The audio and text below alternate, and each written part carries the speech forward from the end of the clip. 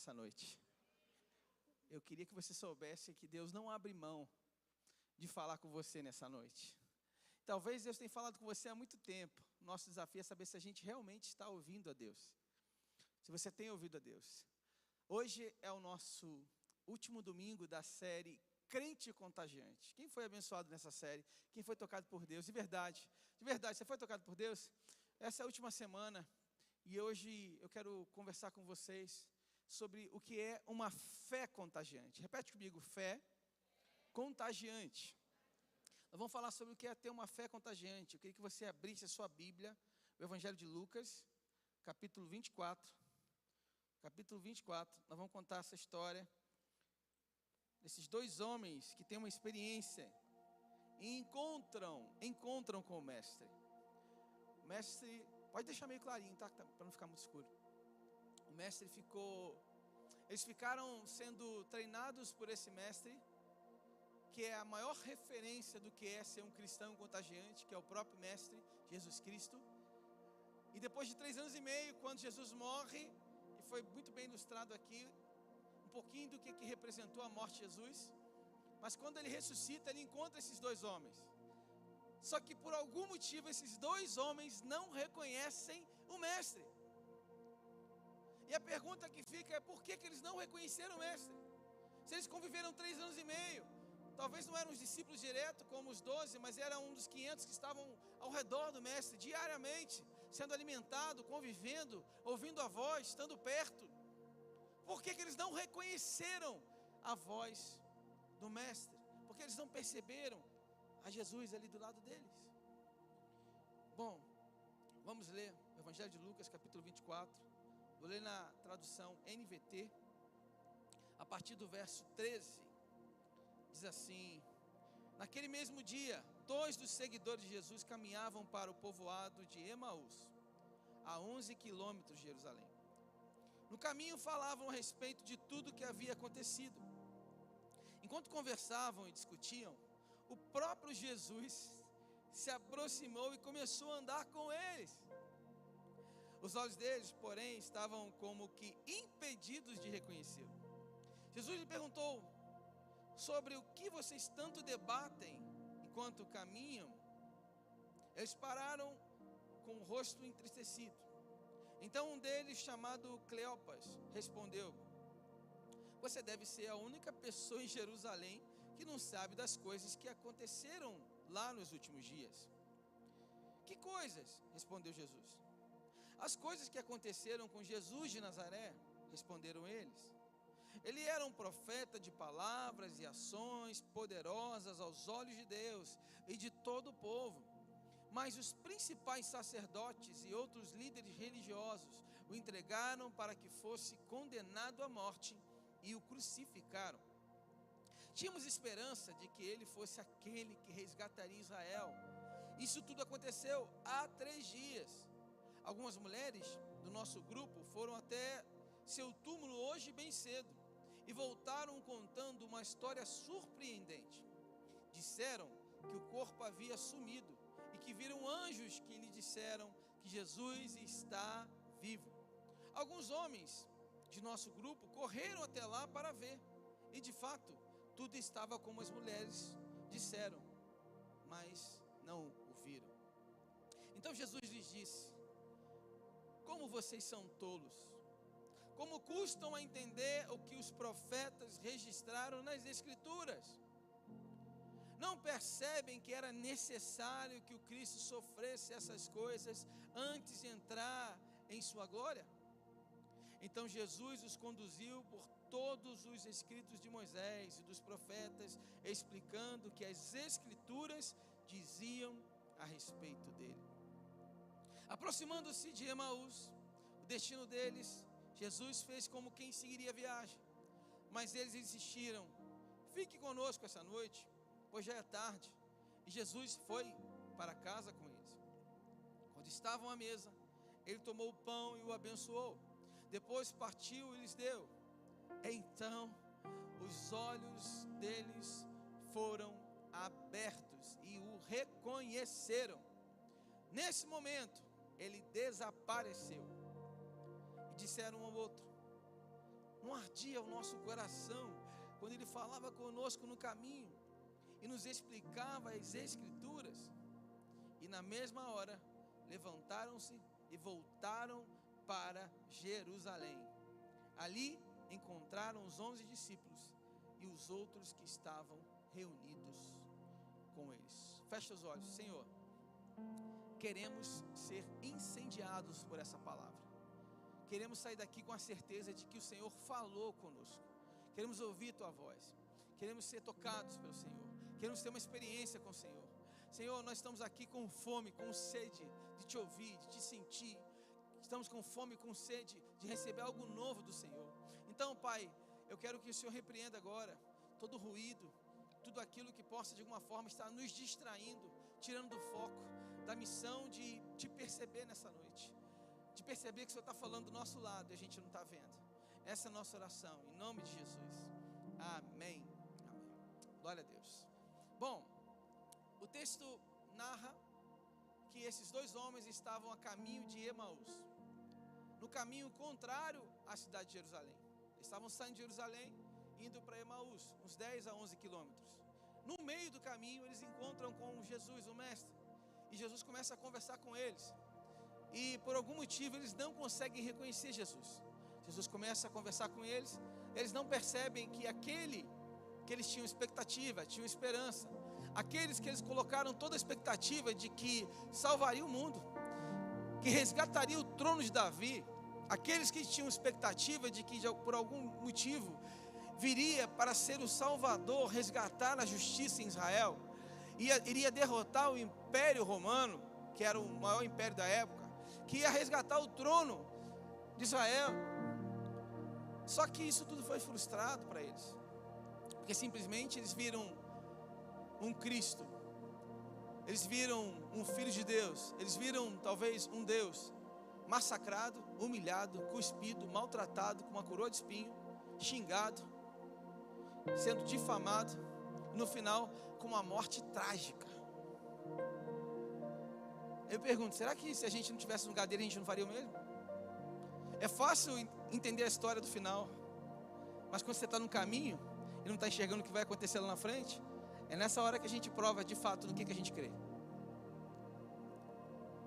E eles estavam nesse caminho, sem entender de fato o que tinha acontecido, sem entender qual era a resposta final daquilo que se aconteceu, daquilo que houve, sem entender de fato o que estava acontecendo, porque aqueles que tinham expectativa, aquilo que eles tinham expectativa de fato, não se cumpriu para eles. Será que Deus não entregou já algo para você e você está achando que ainda não se cumpriu? Será que Deus já não respondeu algo para você que você ainda está esperando a resposta que Deus já te deu e você não ouviu? E aí, quando a gente olha para o tema uma fé contagiante, eu quero te dar 4 coisas para que a gente possa sair daqui convicto que você carrega essa fé contagiante. Primeiro, uma fé contagiante, ela é gerada no caminho. Verso 15 diz assim: enquanto conversavam e discutiam, o próprio Jesus se aproximou e começou a andar com eles.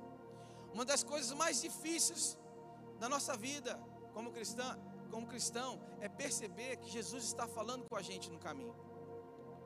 Jesus está falando com a gente no caminho. Às vezes a gente tem convicção para onde a gente quer ir, mas às vezes a gente não quer viver o processo, o caminho. É fácil sonhar em ir para lugares distantes. Perguntei aqui de manhã quem já foi para Tóquio, Japão. Quem já foi para o Japão aí? Levanta a mão quem já foi. Aí, tem um aqui, ó.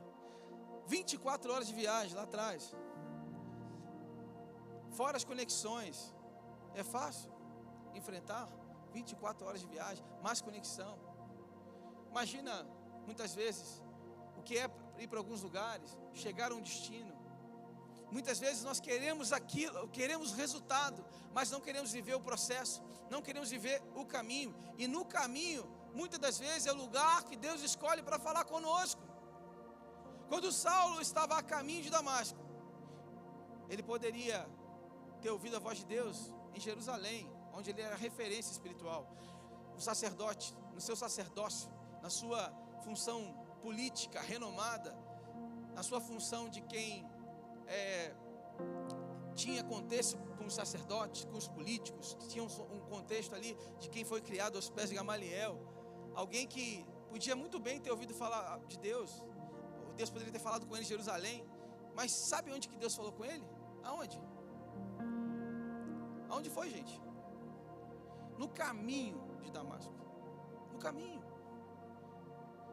O povo de Israel, quando sai do Egito, Deus fala com Moisés. Mas aqueles 2 milhões de pessoas, quando estão no meio do deserto, no caminho, é onde Deus fala com eles. Onde eles veem sinais, prodígios, maravilhas acontecendo, eles entendem quem é Deus. Deus vai falando com a gente no caminho o tempo todo. Essa é a estratégia de Deus para chamar a nossa atenção no caminho. Porque no caminho você não sabe qual é o final, mas você tá com expectativa do que pode acontecer. E nesse processo, muitas vezes, o nosso desafio é entender que nós precisamos passar por esse caminho. Precisamos passar por esse processo. Quando ele fala com Abraão: ei, Abraão, sai da sua casa, da sua parentela e vai para o lugar que eu te mostrarei. Aonde que ele fala com esse lugar? No caminho. Não é quando ele saiu. Então, nós temos resistência muitas vezes para entender o processo do caminho de Deus em nossa vida. Eles estavam indo para Emaús discutindo, porque eles não conseguiam entender. Cara, poxa, a gente tinha a maior expectativa. Por que fizeram isso com ele? Caramba, ele não era o mestre. Por que ele sofreu tanto? Por que essa coroa de espinho? Eu imagino a frustração. O texto diz que eles estavam tristes, discutindo, literalmente discutindo, voltando abatido, cabisbaixo, discutindo. O sonho acabou, a expectativa morreu. E posso falar uma coisa? Tem coisa na nossa vida que às vezes a gente já perdeu a expectativa. A gente já deixou de acreditar que é possível. A gente tem lugares em nossa vida que às vezes o Cristo não está vivo em nós. A palavra que foi liberada não está viva em nosso coração. E aí a segunda coisa que eu te digo, e isso aqui mexeu muito comigo, porque nós precisamos parar de enxergar os problemas como fracasso. Pare de enxergar os problemas como fracasso.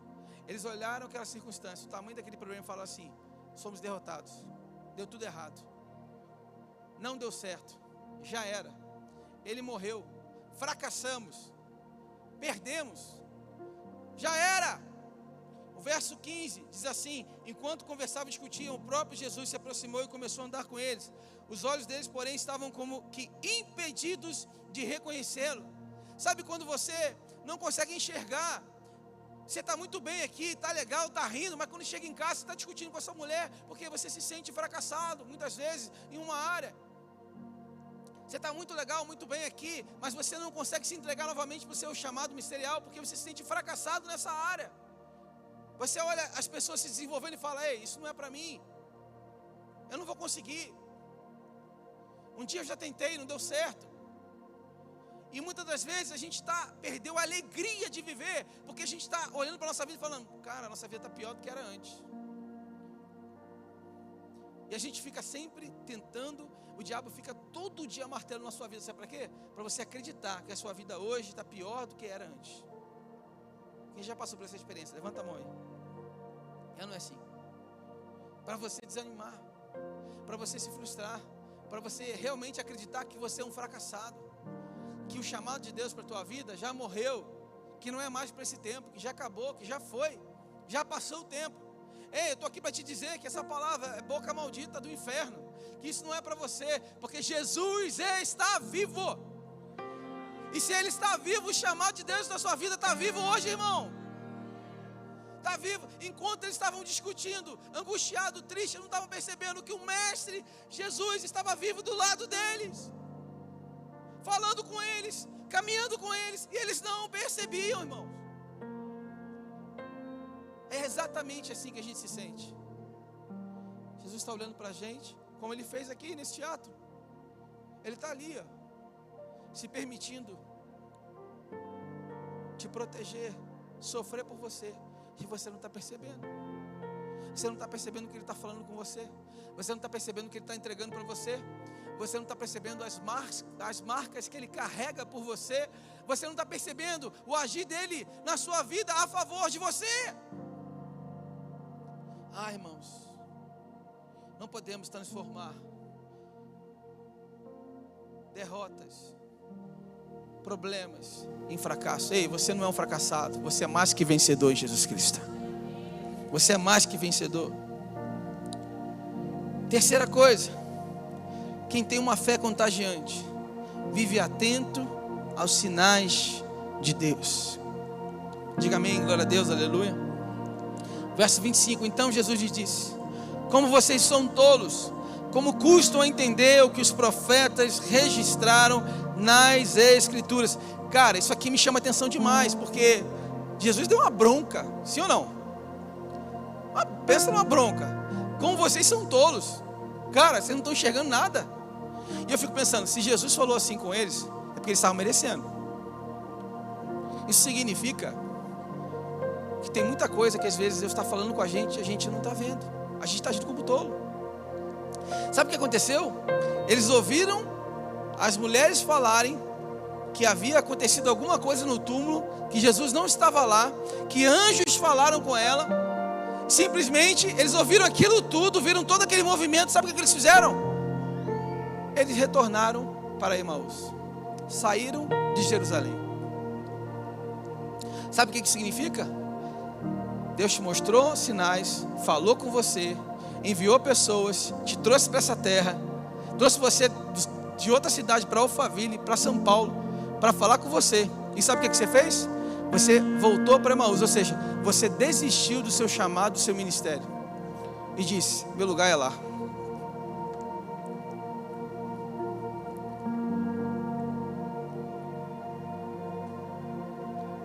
Não tem como viver um cristianismo contagiante se a gente não entender qual é o nosso papel em Deus, qual é o tamanho do nosso chamado, o quanto Deus conta com a gente, e se a gente não está disposto a abrir mão de qualquer coisa por amor a Ele, e para viver aquilo que Ele nos chamou a ser e fazer. Sabe o que aconteceu? Você chegou aqui em São Paulo, em Alphaville, você vislumbrou e falou: legal. E aí, você decidiu voltar para Jerusalém, ou melhor, para Emaús. Sabe por quê? Porque você viu, e de repente você se perdeu nesse processo, e se encantou com contatos, network, oportunidades. E aquilo que Deus te chamou para ser, que você fazia lá na sua cidade, com tanto carinho, com tanto amor, aqui você nem se lembra mais.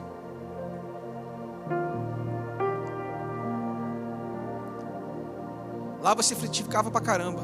Aqui você só tem tempo de correr atrás de dinheiro para sustentar um padrão alto. Irmão, não estou falando que você não pode viver um padrão alto. Você vai viver um padrão mais alto que você vive hoje, em nome de Jesus. Vai viver 3, 10 vezes mais. Mas você precisa entender que a gente precisa buscar primeiro o reino de Deus e a sua justiça, e todas as demais coisas. A gente precisa entender que o nosso coração precisa estar primeiro em contagiar vidas, impactar pessoas, fazer a diferença, gerar frutos, que é para isso que nós somos chamados. Você não foi chamado apenas para gerar recurso pelo recurso. Se o recurso não for um potencial na tua mão para que vidas sejam saqueadas do inferno, você está usando esse recurso errado, direto ou indiretamente, irmão. Está fazendo sentido o que eu estou falando, sim ou não? Sim ou não, gente? É sobre isso. Então Deus te trouxe para essa cidade, sabe para quê? Para você causar um estrago no inferno. Deus te trouxe para você essa cidade, para você ser um avivalista para esse templo, para você dizer: ei, na minha casa não, ei, na minha cidade não, ei, eu estou aqui para fazer a diferença. Eu vou fazer o que for, se for para cuidar dos homens, se for para cuidar das mulheres, se for para cuidar das crianças, se for para que a minha empresa, todo mundo se converta, eu vou falar de Jesus todos os dias. Se for para abrir uma célula na minha casa, se for para abrir uma célula na minha rua, eu não vou parar o que Deus mandou fazer. É sobre isso, irmãos. Não podemos nos encantar com o mundo. E a igreja tem se encantado com as coisas do mundo e se rendido a muitas coisas, anulando, procrastinando aquilo que você foi chamado a ser e fazer. O que será que Deus está te mostrando que você ainda não está conseguindo enxergar? O que será que Deus está falando com você nesse caminho que você não está conseguindo ver? Versículo 26 diz que eles não perceberam que era necessário que Cristo sofresse essas coisas antes de entrar em sua glória. Então Jesus os conduziu por todos os escritos de Moisés e dos profetas, explicando o que as escrituras diziam a respeito dele. E quando eu leio isso aqui me assusta, sabe por quê? Eu vou falar uma coisa muito forte agora, presta atenção nisso. Pode vir o melhor profeta, pode vir o melhor pastor, pode vir o melhor sermão, pode vir o próprio Jesus pregando para você como Jesus pregou para eles, de Gênesis até Malaquias. Se você não tiver com o coração aberto, você não vai escutar. Você não vai perceber que Jesus está do seu lado. Você não vai reconhecer a voz de Jesus. Você não vai perceber que Ele está falando com você hoje. Diga, Amen. É sobre isso. Jesus estava pregando para eles. Pensa numa pregação top. Falou de todas as histórias dos profetas, dizendo o quanto o Antigo Testamento apontava para a vinda dele, para a vinda do Messias. O que adiantou? Eles não conseguiram entender que Jesus estava do lado deles. E último ponto para a gente encerrar. Quem vive uma fé contagiante reconhece a voz de Deus. Diga amém, aleluia. Verso 30 diz: quando estavam à mesa, ele tomou o pão e o abençoou. Depois partiu e lhes deu. Então os olhos deles foram abertos e reconheceram. Nesse momento ele desapareceu. Deus está sempre com você, irmão. Sabe essa dor que você está vivendo? Deus está do seu lado. Sabe essa angústia que você está sentindo? Deus está aí com você. Sabe esse grande desafio que para você é um gigante? Deus está olhando e falando: deixa na minha mão, que eu vou resolver.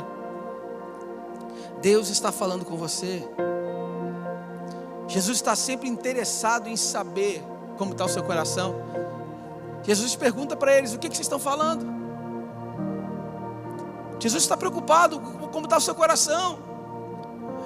Você não precisa carregar esse fardo. Ele diz: vinde a mim, todos estão cansados e sobrecarregados, e eu vos aliviarei. Você tem que trocar o seu fardo, o seu peso com Ele, porque o jugo dele, o fardo dele é leve. Diga amém. Você não precisa carregar esse fardo. É isso que o texto vai dizer.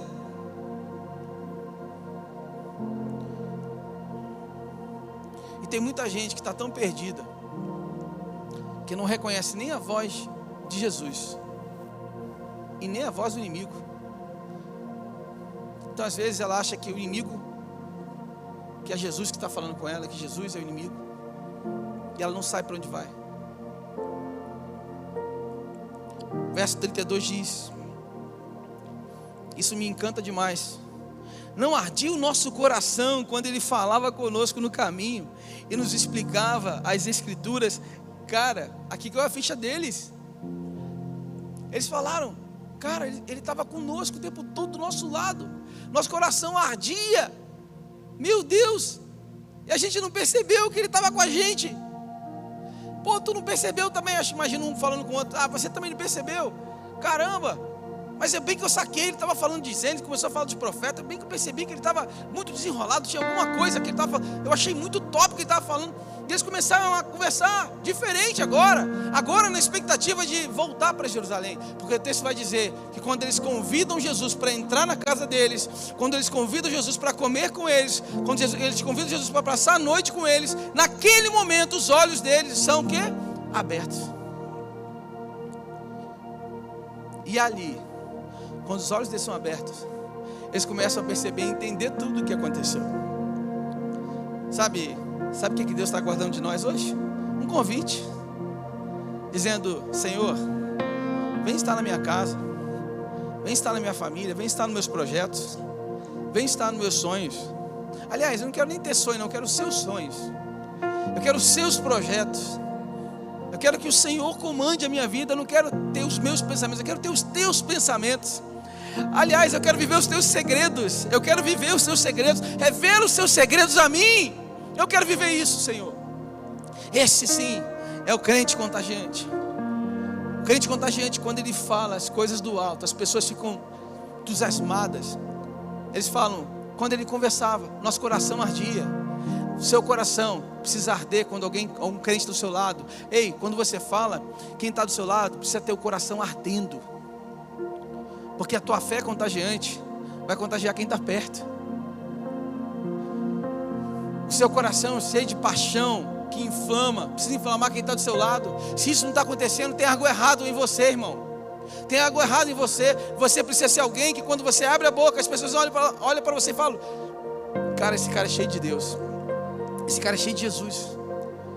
Como ele me inspira. Eu não sei dizer, se o cara for muito leigo, ele vai falar assim: eu não sei explicar o que é, mas tem uma energia diferente em você.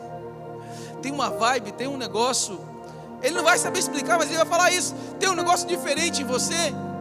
Queridos, nós precisamos entender que nosso lugar é em Jerusalém, não é em Emaús. Jerusalém representa a igreja de Cristo, o lugar onde Deus fala com você, o lugar onde você é a família de Deus, o lugar onde você é cuidado, o lugar onde você aprende a pastorear, o lugar onde você é lapidado, o lugar onde o ferro afia o ferro. Sabe por que é tão difícil ser igreja? Porque a gente na igreja ouve coisas que a gente não quer ouvir. Sabe por que o casamento é difícil? É verdade, porque no casamento você ouve coisas que você não quer ouvir. Eu digo que o casamento é a escola do caráter. Porque no casamento a gente aprende a passar de menino para homem de verdade. E no ministério é a mesma coisa. Para a gente passar de ser menino para homem de verdade, mulher de verdade, a gente vai precisar afiar o ferro com o ferro. E aí Satanás fala o quê? Não, seu lugar não é aqui na igreja não. Pode ficar em casa, está tudo bem. Só que o que faz a gente crescer não é assistir o culto online somente, mas a gente conviver com os irmãos, com os diferentes. Porque a gente vai ter que praticar o perdão. Vai ter que praticar a compaixão. Vai ter que acreditar em quem? Ninguém acredita. Mas você vai acreditar. Por quê? Porque um dia alguém acreditou em você, irmão. E você vai perdoar quem ninguém perdoa. Por quê? Porque um dia você foi perdoado por Deus. Diga amém. Então, na igreja é o lugar onde a gente aprende de fato. Satanás não quer que você esteja aqui, porque ele não quer que você escute a palavra, não quer que você seja alimentado, não quer que você convive com os irmãos. Vou repetir o exemplo que eu contei de manhã. Uma vez, uma irmã na igreja, ela falou assim: pastor, eu estou indo embora dessa igreja. Eu falei: por quê, minha irmã? O que aconteceu? Ah, não aguento mais, pastor. Todo culto, toda hora o senhor fala que tem que cuidar de gente, tem que discipular alguém, tem que abrir casa, tem que abrir para fazer célula. Eu não quero ter célula, eu não quero cuidar de ninguém, eu não quero pastorear ninguém, eu não quero isso. Eu falei: tudo bem, tá bom, entendi. Tudo bem, então oramos, abençoei ela. Falei: ó, pode ir, vai em paz. A porta está sempre aberta, a hora que você quiser voltar, a gente está aqui, a gente ama você. Mas eu libero você com certeza. A gente pastoreia aqui, não é com cerca, né? É pelo amor, pelo cuidado. Mas se você estiver bem lá, amém. Amém. E ela foi para outra igreja, passou 3 meses, ela voltou. E quando ela voltou, eu perguntei para ela: o que aconteceu? Ela falou: pastor, posso voltar? O senhor me aceita? Eu falei: claro, mas me fala o que houve. E aí ela falou: olha, pastor, a igreja é até legal, mas o problema lá é que ninguém queria cuidar de mim, que ninguém prestava atenção em mim, que ninguém estava disposto a me ouvir, ninguém queria cuidar de mim. Por que será? Porque se você não entender que se o cuidado parar em você, o que vai acontecer nos próximos que virão? Você é pastoreado para pastorear outros, você é discipulado para discipular a outros. Se você não aprender isso, o cuidado vai parar em você. O texto termina, e eu quero terminar essa mensagem dizendo aqui, Lucas, verso 49: agora envio vocês a promessa de meu Pai, mas fiquem na cidade até que sejam revestidos do poder do alto, o que vai nos ativar a viver a grande comissão. Mateus 28, 18: toda a autoridade foi me dada no céu e na terra, portanto vão e façam discípulos. Esse é um mandamento a todos, é a grande comissão. Mas o que vai nos habilitar a isso é o poder dos céus, é o poder do alto. E aí em Atos 1:8 diz: vocês receberão poder quando o Espírito Santo descer sobre vocês, e serão minhas testemunhas em toda parte. Deus está convidando a gente a ser testemunhas dele em toda parte. Eu ouvi um amém. Deus te convidou para ser testemunha em toda parte. São Paulo, Alphaville, Tamboré, Santana de Parnaíba, Barueri, Cotia. Amém? Seu glória a Deus, amém? E vamos para mais longe, Guarulhos, São José dos Campos. Deus quer que a gente alcance todas as cidades, todas as regiões. Deus quer Samaria, Judeia, Jerusalém, lugares mais distantes da terra. Atos 1:8. Então, você está recebendo o poder hoje, para que você seja realmente alguém que vai saquear o inferno de verdade. Eu vim aqui para te dizer o seguinte: o seu tempo sabático acabou. Vou falar de novo. O seu ano sabático acabou. Sabe o que significa ano sabático? É aquele tempo de descansar, de esquentar banco, de ficar parado. Eu vim aqui para te dizer, hoje, que Deus está restaurando o seu ministério, o seu chamado. Que hoje Deus está ligando na terra para ser ligado no céu, ativando você como um grande missionário para esse tempo, como um grande pastor para esse tempo, levantando você como pastor, como pastora, para viver os frutos que Ele espera que você viva, através de uma fé contagiante em nome de Jesus. Quando Jesus está na praia, depois de ressurreto, vê os discípulos pescando, e Ele pergunta: tem algo para comer? Os discípulos dizem: não pescamos nada. Ele fala: jogue a rede do lado direito. E agora eles jogam a rede, vem um grande milagre. Mas o que mais me impacta nessa história é que o discípulo mais amado, João, ele fala assim: Pedro, ele é um mestre, é Jesus. Enquanto aqueles dois homens não reconheceram Jesus, há alguém que reconheceu Jesus de longe. Eu vou dizer para você que você vai reconhecer Jesus hoje na sua vida. Você vai escutar a voz de Deus a cada momento. Você vai perceber Deus em cada momento. Você vai sentir Deus falando com você a todo instante.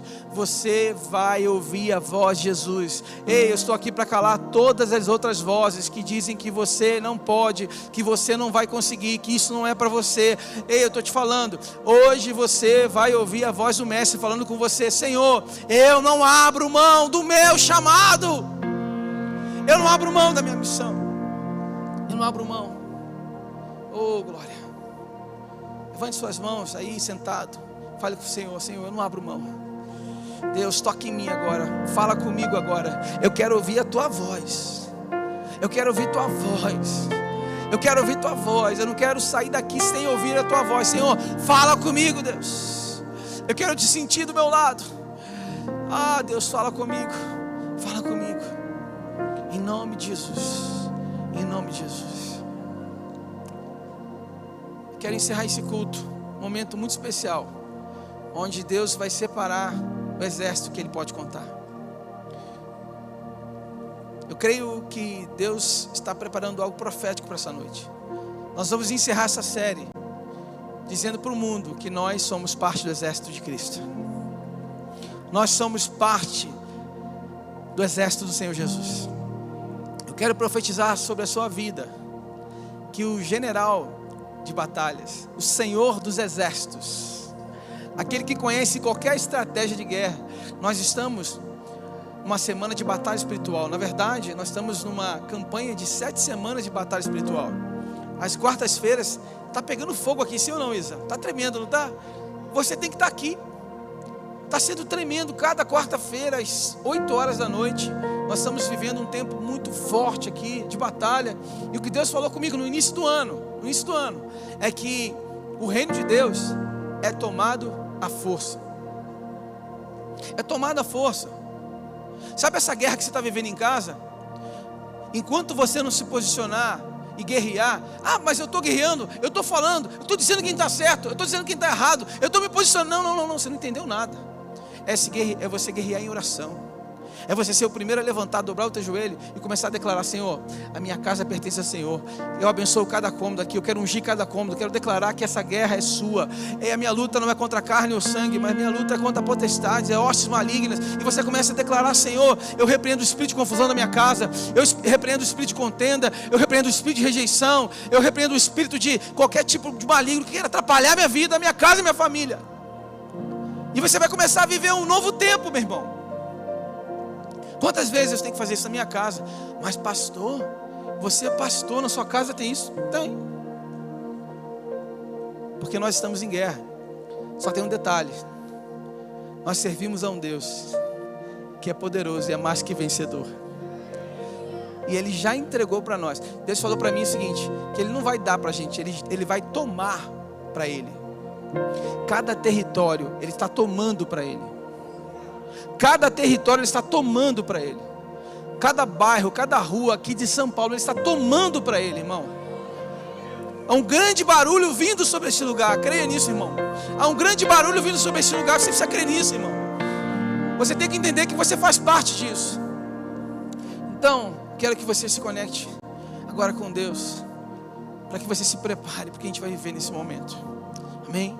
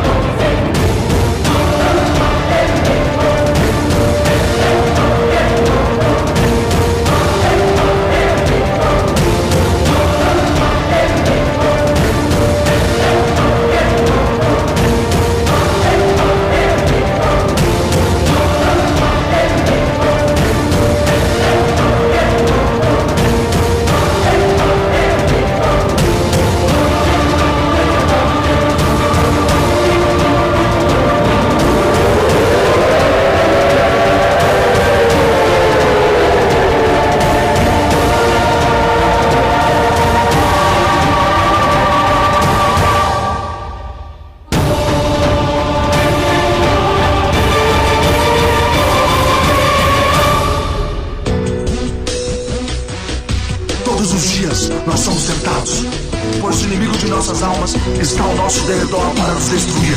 Portanto, levante e resiste. Está a armadura do Deus Emanuel. Está a armadura do Deus que vem do céu. Está a armadura do Deus Emanuel. Está a armadura do Deus